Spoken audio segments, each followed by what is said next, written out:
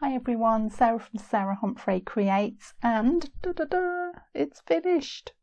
So today's video I'm going to show you my stitch book that I have been making over the last year. It didn't take me a year, but I've been working on it throughout the year. So 2022, this is my little embroidery project that I've been working on. So if you haven't seen the first video, you can go check that out up in the corner here, and that just shows you the first pages that I've made, and I did the first 10 months in that video, so you can see those in quite a lot of detail. So in this video I am going to show you the last 2 months, and then I wasn't sure in that one how I was going to finish it either. And thank you to everybody who sent your ideas in. There's some really great ideas in there which are certainly used for other projects in my little art room, which might come out at some point.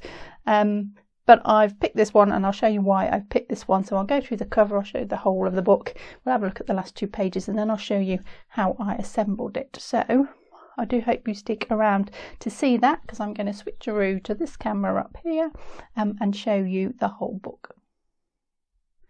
So let's have a little look around the outside first before we have a look at the pages. So this is actually the last part I have done, so it's like another page in itself really, and I just went with the flow a little bit on this one. I'd already chosen this felt for the cover right at the beginning, so I kind of wanted something that contrasted nicely with this. So yellow and purple always goes really nicely together, and some pink in there as well, so it's really nice warm colours on the top just to bring this top piece out. And again, I went instinctively with this, as you'll see with the other pages in the book, and I found this little owl, kind of cross stitch wooden owl actually. If I put it that way, you can see how thick he is, and he's got holes in them, and you just do some cross stitch in the holes. So I tried to make him look a little bit feathery and did his eyes, so he's sort of the centerpiece. I've got this beautiful piece of silk that was from actually a lantern that had been outside, and it got a bit rotten and it's got a few holes in it, so I've just used that as a backing and sewn that down as a backing because that was really beautiful, and I thought that looked like a tree. So then I thought he needed a little twig to sit on a branch of the tree. So this is actually a twig. This is a little bit of twisted willow that I've sewn down, and he's on a bit of lace backing as well. This I tea dyed. I do have a video up in the corner on how I tea dyed some fabrics, so if you're interested in that, do go and check that one out as well, because that was a lot of fun. And just some layers underneath, another little bit of silk. This is silk from a tie, like a man's tie, that I had some spares of, little spare scraps of that. And I kind of thought he's the owl sitting in the tree, he's got the clouds behind him and he's overlooking the field, so that's quite an abstract idea, if you like, but I thought it worked quite well actually. And he's just on this yellow background to complement, well, to contrast with the purple background, and then I've just buttonholed that on. So I'll go talk about the construction of it, I think, at the end. I just want to show you this cover as well though. So it's also got some little beads on it. I hope you can see those sparkling tiny little green ones, just to add lots of texture. I do really like using different materials, and they're all together. You've got felt, we've got silk, lace, wood, some more wood here, some beads and some sequins and some cotton. It's a lot nice to have these different textures and see how they play with each other. So let's just go around to the spine. So this is just to make it look like a book, and I did actually have a conversation with Jonathan about this and said, oh, I wondered what to do on the spine. Should I write something? And he said, just put the bands across to make it look like a book on the shelf, would you? And this would be how the pages would be bound together. So I've just made that as a continuation of these colours, brought them around here. And they were long enough to attach, so I actually decided to make them disappear under this front cover and wrap around the back. They stop here at this seam, and then on the back just put a simple label, handmade label on the back there, again using the same colours. You could go to, you know, whatever extreme you want to with this. You could put all sorts of stuff on the spine and the back. If that was on a bookshelf and said something, that would look really lovely, but I stopped there with that one, and then it's all buttonholed around, but again I'll talk about that construction. So let's have a little look inside. So I've got a little ribbon fastening to keep it together. Just undo that. Now you'll see when I open it that it lies quite flat. This was intentional really. These pages are quite delicate, and I've actually given it a hard binding. There were lots of soft binding ideas, and it is nice if you do textile to keep the whole thing soft, but it needed a bit of structure, and you'll see what I mean about the pages in a moment. So I've done the inside quite hard, but I put this soft cover over it, and this comes off. This just slides inside here. so I just wanted to protect the pages inside. I didn't want them to get squashed. I wanted just to give them a bit of space to breathe, because I've got some delicate material. So I've just sewn this little cover on here. So if you've seen the other videos, you will have seen these ones already, so I'm not going to spend ages on these because I've got a long video on these ones, but I've added a few extra things in, so I thought I would just show you that. So January's got a few extra sparkly bits. I found some nice diamante type things, and you can't have too many sparkly things at the end of the day. So that was January. So I did one page for every month, and I didn't stitch on it for a month. There's actually probably only a few evenings work in some of these pieces, but it just meant it was manageable, and I actually finished this in December at the end of the year as intended, rather than it running on into the next year. So it was January, and I fastened these together. So I've just buttonholed all the way around them and fastened the 2 pages together. So this was February, so lots of shisha mirrors for February. And it was quite interesting. When I started, I did a fair amount of stitching, and as I get later on, it's less embroidery in it and a little bit more sort of slow stitching type stitching in it. So lots of shisha mirrors and a little bit of this seeding in the background, and this did actually make the felt shrink a little bit, but it's a lovely fabric to work with felt. You can just pull it and manipulate it, and I sewed it to that one and it's absolutely fine. You wouldn't know they were different sizes at all. So I didn't add anything to February. So March is our little teacups. This was a little piece of fabric I printed. This was a cutout from fabric that I used for a class that I taught. These 2 here, and the beads for the tea. Little lace background on that one. April I haven't added to either, so that was started as a little stitch sampler, and then I found this wonderful peacock kind of embellishment and just put some beads on, and it went from there. Really not much planning in a lot of these, just nice to go with the flow a little bit and see what happens. So May had a little bit of patchwork on it here, and I've actually added this, so this wasn't in the previous video. I've got this little dragonfly, metal dragonfly that's stitched down, and I found this little gold kind of wheat ear or something in some dried flowers that I had, and I thought, oh, that's perfect, he's flying around the wheat ear. So I've actually sewn some really unusual things down here, so you can see why it's a little bit delicate. I don't know how long these things are going to last, but I'm not too worried about that, but I'm doing what I can to protect it in the way that I've made my book up. So that's May is stitched to June.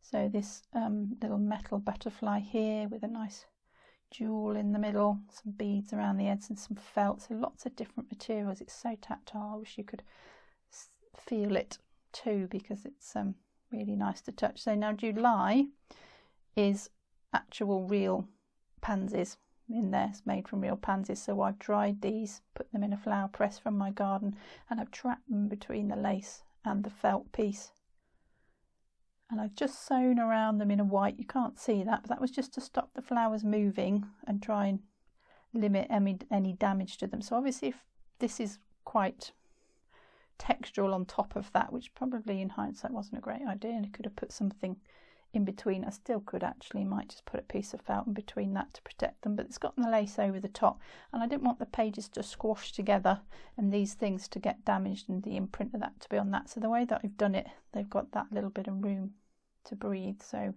that was July, came out quite nicely. So August is my paintbrush, so a little bit of jelly plate printing, so like a printing plate that's flexible, like a piece of jelly I guess, and I had a little bit of a play with this with my friend, and kind of it was interesting, and I thought, oh, it's quite cute, I'll do something else. And so this little sampler just lay around for ages because it was just me practicing, and I thought, actually it's really pretty, it'd be nice to use it.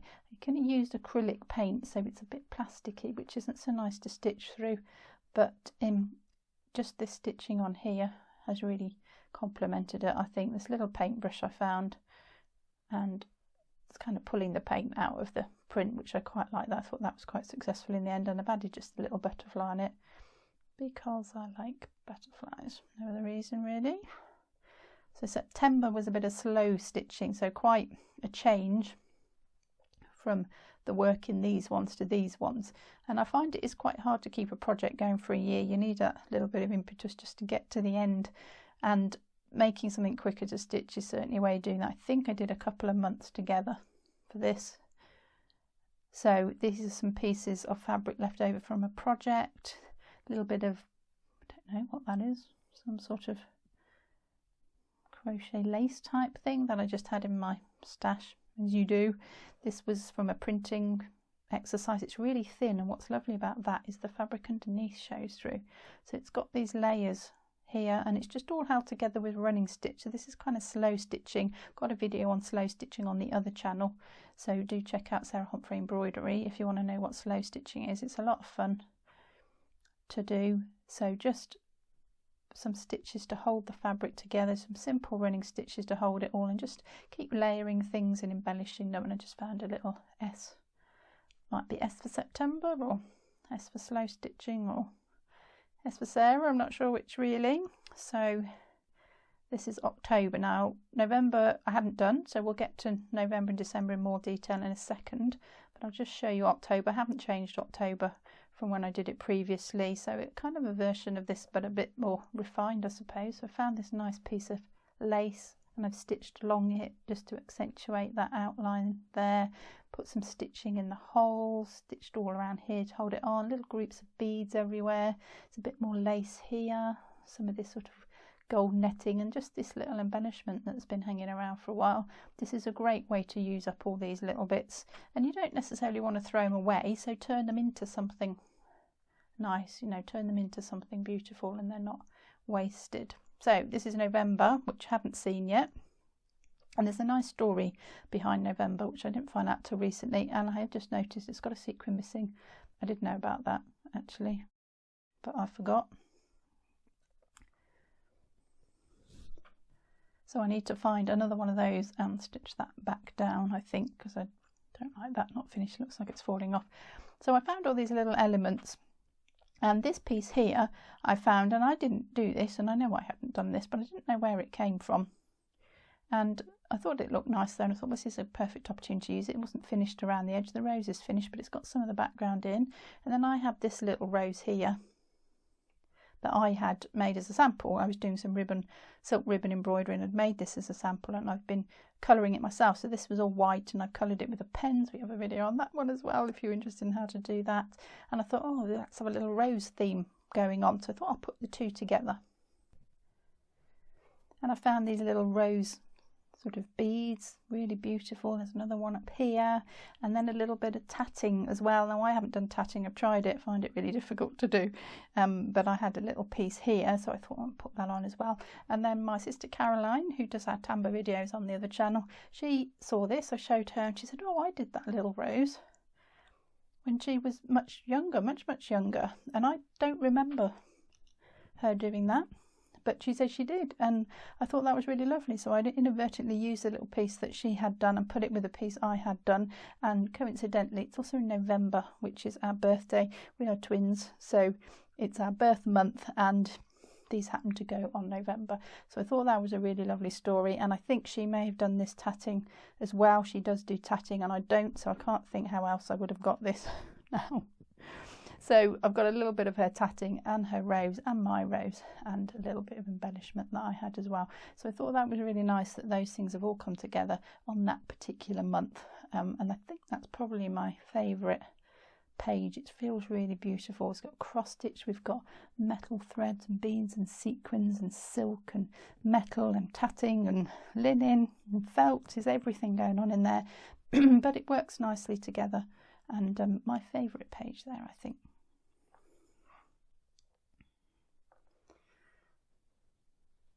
So this is the last page. This is December. Went with a different colour theme here, but sort of on the slow stitching theme again. Some different materials. We've got some linens in here. There's a bit of silk here. This is that tie silk again, DIE silk.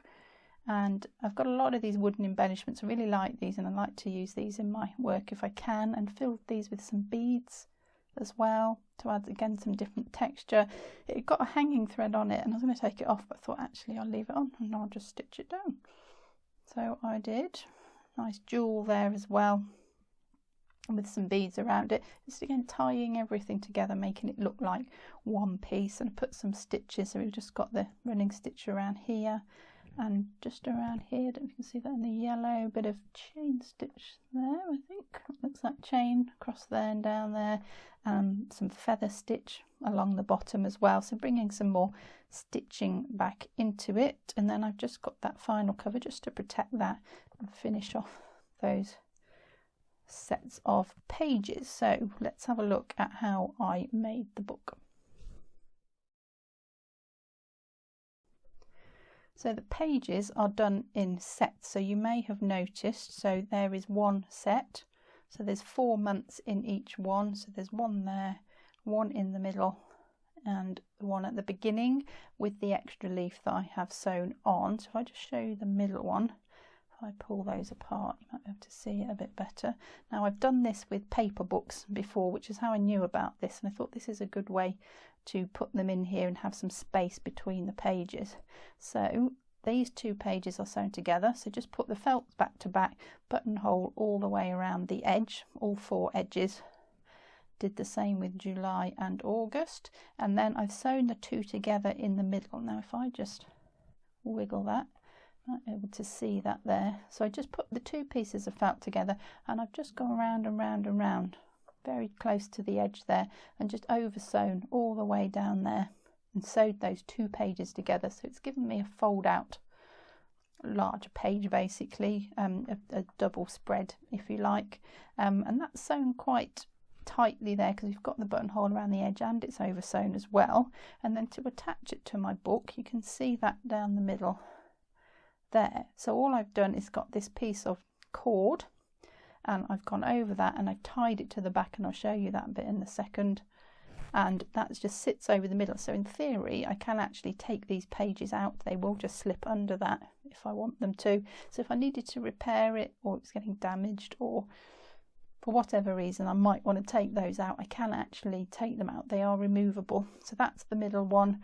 The end ones are done the same, so I've sewn down the centre of them, over sewn them together, but in these ones I just included that extra piece of felt on it. If I can show you that, let me hold it up a little bit. So I've over sewn the 2 and that 3rd piece together. There's 3 pieces in there just to give that extra little bit of protection to the back. So that's got the 3 pieces in it, and the front one as well. I've done the same. So sewn those 2 together, put that one with them, and over sewn them all as one piece. So it's got 3 separate sections there. And then I've just made this cover that slips on, so I'm going to try and get that off. If I fold it back on itself, it should just come out. There we go. Bring the book back in a second. So I've just made a cover that slips on, so this is really, really easy. So it's 2 layers of felt, got different colour on the outside to the inside, just made them a little bit bigger than the book. Quite a bit bigger at the end, but you can see how much I had to bend it to get it out, so don't make it too tight or you won't get your book inside if you want to make a cover like this. And then I've just got this one separate piece of felt here, different colour again, to go on the inside to make my slips to go in, and I've just buttonholed everything and then they just slip in there. Now in an ideal world, what I would have done, and if I don't tell you, you won't know I didn't, but I'm going to be honest about this, and you would have your piece of felt, you would mark out where your spine goes, and you would stitch this on first. So this is a separate piece on the yellow that's made like my pages, so the yellow is the bottom felt, and I've made all that and stitched that, and then I applied that yellow piece onto the purple piece. So I haven't stitched all the way through, that's no stitching coming through at all on that. And then you'd put these on here, stitch that on, stitch those on, turn it over and slip the book in. The chances of that being straight and accurate, in my case anyway, were not very high. So I've actually made it as I went along. So I started here, I stitched around this one first,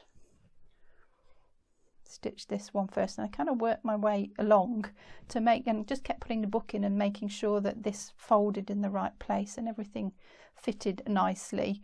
And I think that was in a little bit fiddly, but I think otherwise you've got to do super duper accurate measuring, and you can see that that's not quite straight now. even with that, so I don't mind that's handmade. I don't mind that at all.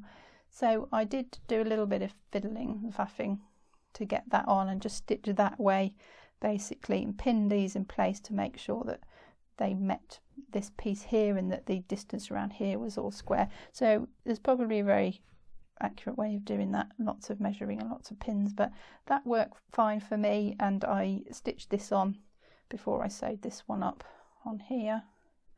So I actually stitched them all together. So there's 3 pieces of felt. So there's the cover, there's the inside, and there's the flap. And that's one piece of buttonhole stitching that's gone all the way around there. So I had to stop everything moving. So there's quite a few pins in place, and just double checking that everything fitted. And then these ribbons are dead easy to do. All I've done, cut myself 2 pieces, put a double knot in the end, gone through the 2 layers of felt where they join, and just pulled that through. Simple as, basically. And then to put the book back inside. Oh, there's one more thing I want to show you with the book. Actually, there's a few more things. Just want to show you how I made this. So this is a card. Now I've got a couple of images of this in progress. I'll put these up as I go. So 3 pieces of card, 2 end pieces and a spine. And I've fixed them together with a little gap in the middle so I can bend the covers. So that's just masking tape on there, a couple pieces each side, make that really, really strong and sturdy, and make them, just check that you can fold them upright. And then I've just covered it like you would a present really, so just ordinary paper on the front. On the one side you could make that a fabric cover if you wanted, or you could do decorative paper. I just wanted to keep that plain. And then I decorated the inside, so I just had some nice craft papers, and I've just cut a piece out, and there's one piece there. There's a separate piece for the spine. You can see that there. There's the one for the spine, and there's another piece here, so they all tie together, so that looks like it's one piece. And then I've got some washi tape, so just fancy tape, really, like fancy masking tape, and I've just decorated it and sealed all these edges and covered everything up basically with this, and it sticks down quite nicely as well. So I've just gone all the way around with that and made that a nice finish, so when you open the book you've got this nice finish on the inside. And then just to show you this part here, so you can see the centres of each signature there, each section, being careful with it. Now under here these are knotted. I'm actually going to take this out because I want to show you this. So this isn't fixed, this is just wrapped around like so, and I've just knotted them. Nothing fancy with that at all. So pull them fairly tightly around here. This does stretch a little bit, and I've just knotted them together, and then I just knotted each one to the next one because these have a tendency to slip off. I wanted them to stay more or less in the middle. I can move them a little bit, but I wanted them to sort of stay connected to each other so that they don't slip off. So I've knotted them to each other. It didn't look particularly nice, so I've wrapped this piece of felt around. Let me see if I can get it back on.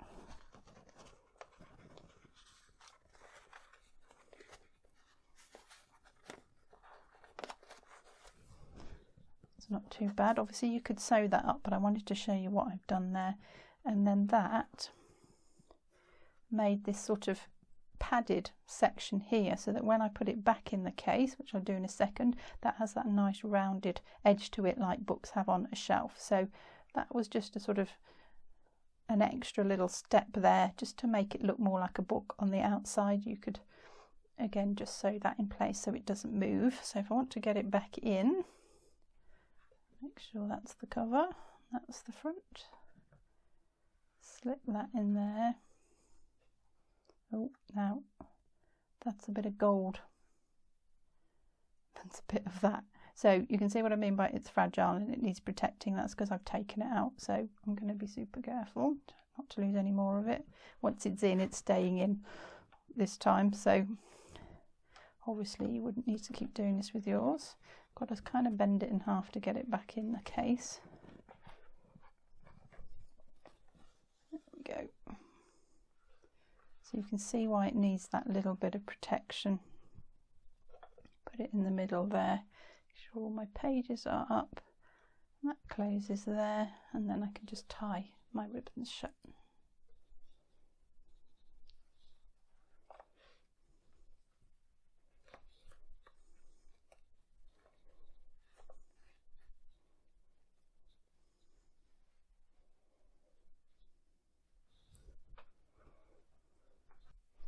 So I hope you enjoyed seeing how I made my little stitch book. Thank you for everybody who's been following along with me, for giving me ideas about how to finish this. But there were a lot of good ideas, and the other ideas would have worked, but I just went with something that would give it a little bit of structure and a bit of stability. So if you want to have a go at something like this, I'm sure you can come up with some other ideas of things you can do in your books. It was a really good way to use up all those little bits that are lying around and you don't know what to do with. And you put a bit of effort into a sample, but it didn't work, we didn't go with something.